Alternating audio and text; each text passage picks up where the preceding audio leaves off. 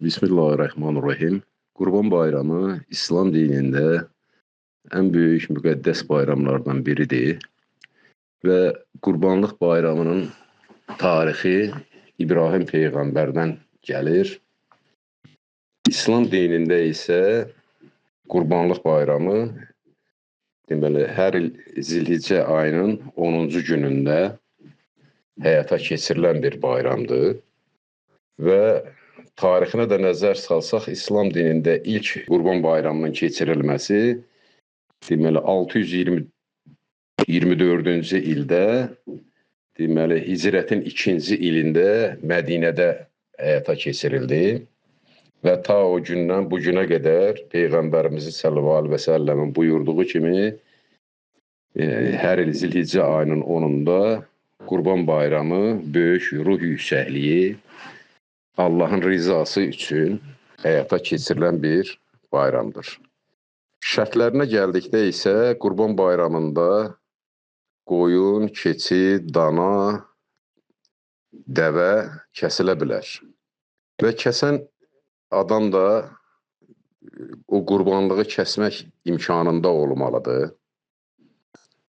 Borcu olmamalıdır. Yəni, borcu olan insan qurban kəsməyi məsləhət görülmür və borc alıb qurban heyvanı alıb kəsmək də məsləhət görülmür.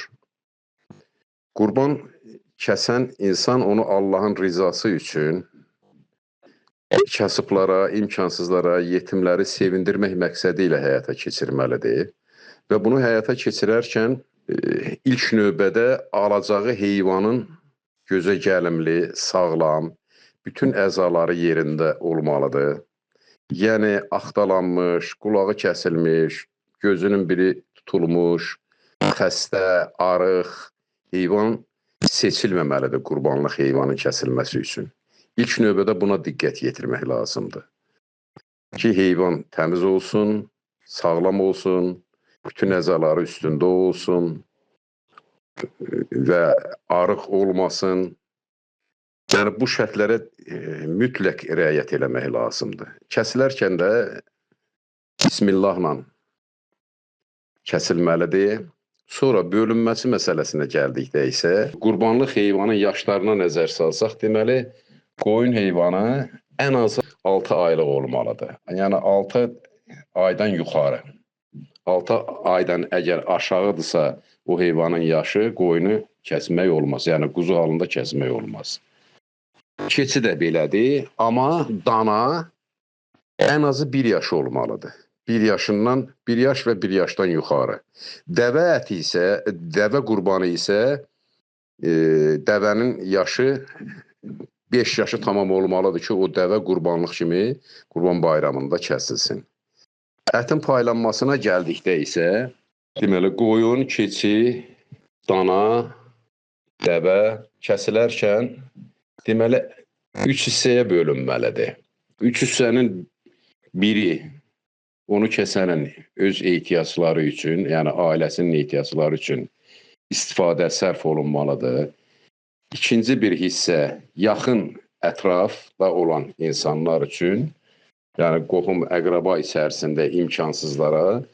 Üçüncü bir qism isə, yəni tanımadığın, bilmədiyin, yəni belə heç deyək ki, ünsiyyətdə olmadığın, amma bildiyin imkansız, hər gün ət yeməyə imkanı olmayan şəxslər arasında paylanmalıdır.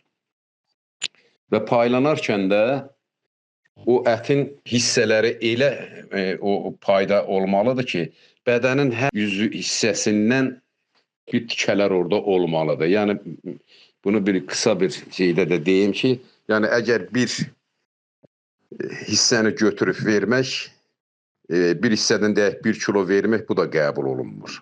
Ona görə də bu şərtlər əsas vacibdir. İkinci bir məsələ də İslamda qurbanlıq heyvanı kəsilərkən ən əsas məqsəd o olmalıdır ki, insanları sevindirsin, yetimi, imkanı olmayanları sevindirsin və Allahın razılığını alsın. Mənim deyəcəklərim bu qədər. Bir daha qarşıdan gələn Qurban Bayramı münasibəti ilə xalqımı, bütün müsəlmanların hamısını təbrik eləyirəm. Bayramınız mübarək.